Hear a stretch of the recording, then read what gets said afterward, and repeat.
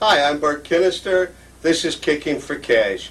On this tape, we're going to try and address ourselves to one of the hardest aspects of the pocket billiard games. That's the kick shot. There's been tons written on the kick shots, and all of it's a lot of complicated literature.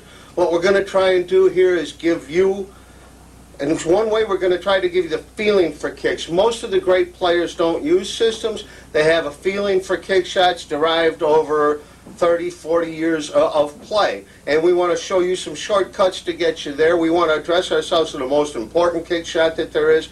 We're going to work on long rail, 1 rail, 2 rail, 3 rail, and some 4 rail kicks. And we're going to try and give you a way to judge them that you don't need a calculator, slide rule, or a lot of computations in your mind, that you can just get up, make a couple of simple looks at the table and make it real simple for you to do. We'll be back in a second. We'll get started with what I consider to be the most important kick shot in pool. This is what I consider to be the most important kick shot in pool. All it is the cue ball into the rail and then the 1 ball in the corner.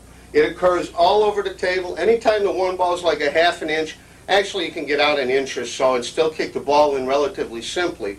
But from a half inch to a quarter inch, the closer it is to the rail without touching the rail, the bigger you can make that pocket play by touching the rail right in front of it with the cue ball or another ball. You say, well, that's relatively simple. You don't see it that much. You do see it that much. You just haven't been using it correctly. I think it's the most important kick shot in pool because using this correctly, utilizing the knowledge of this shot, will win you more games than any other kick shot that I'm going to show you.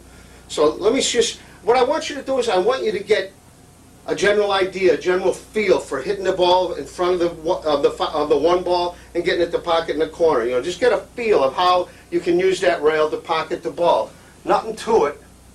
Shoot it several times until you have a good feel for it. I mean, there's really nothing to it. That isn't hard. That's not hard. Do it a few times until you got a real nice feel for it. A real nice feel for it. You can move it all over. The closer it is to the pocket, the better it's going to play.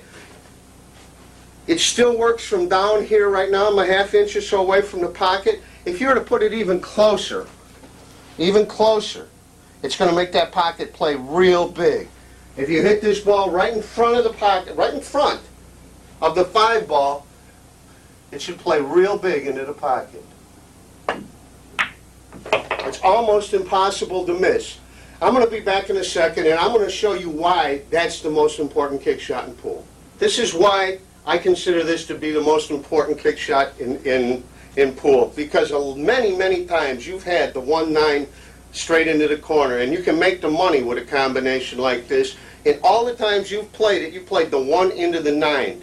If you were to ask any professional player, they will tell you that if you play that 1 ball into the rail first, it's going to make that pocket play real big for the 9 ball. It's a nice, easy example. The other examples will show you a little tougher example in a minute. But all you've got to do is play that 1 into the rail just before the 9 ball, and you get paid. You get paid.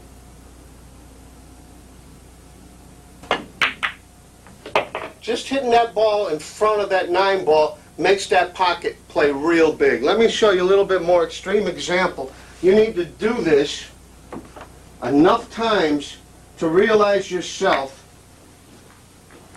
that it's true. I mean, you've got this, all of you, if you've got this combination on the 9, you're all going to play 2 right into the 9. The best players in the world are going to play the 2 into the rail just before the 9. It makes the ball play bigger. Another aspect, another reason is, if you play the 2 into the 9 and you miss the ball, well, then the 2's still out here in the area. If you hang the 9, you got it. If the 2 ball hits the rail first, it'll come off of the 9 and be away from it to make it harder to have a combination on it. Okay, let's see if I can pocket. Just before, right here, you look at it. Look what has to be done.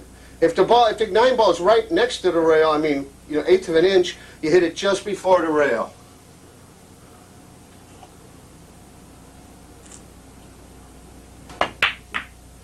See how easy that ball goes in the corner pocket? But look what else happens. Look where the 2 ball is. Not that it's near the pocket, but it's on this side of the table. Had you hung that 9 ball, hitting the 2 ball square, the 2 ball would be sitting out here someplace.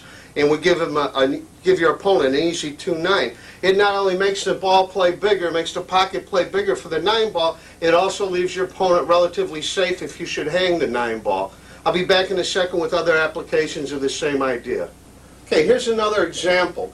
If you wanted to kick this 2 ball in the corner, you were trying to kick at it, if you want to give yourself the biggest chance to make it, if it were closer to the rail it would be easier, but everybody, 90% of you viewers, would go down here, try to kick into the rail, and then right into the 2 ball. That makes the 2 ball play as small as possible. If you play into this rail, it makes the 2 ball play as big as possible.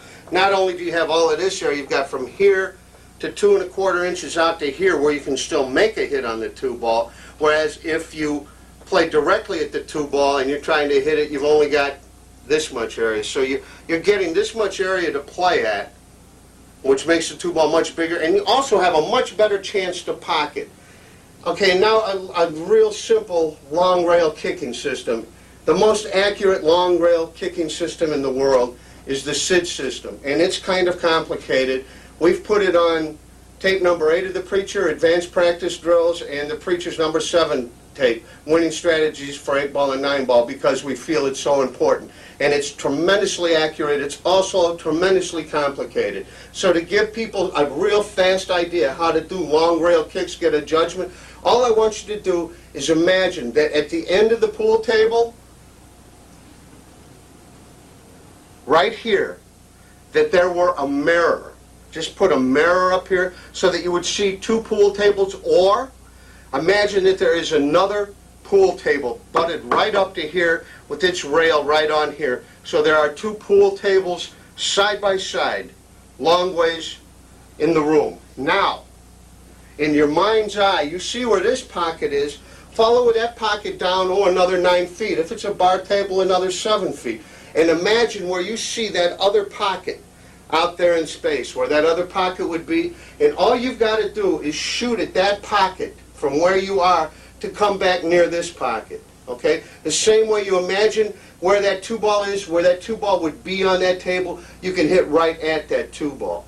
So if you imagine this spot, I know, it's tough, but it's no calculations. You imagine this spot on that table. First look at the pocket.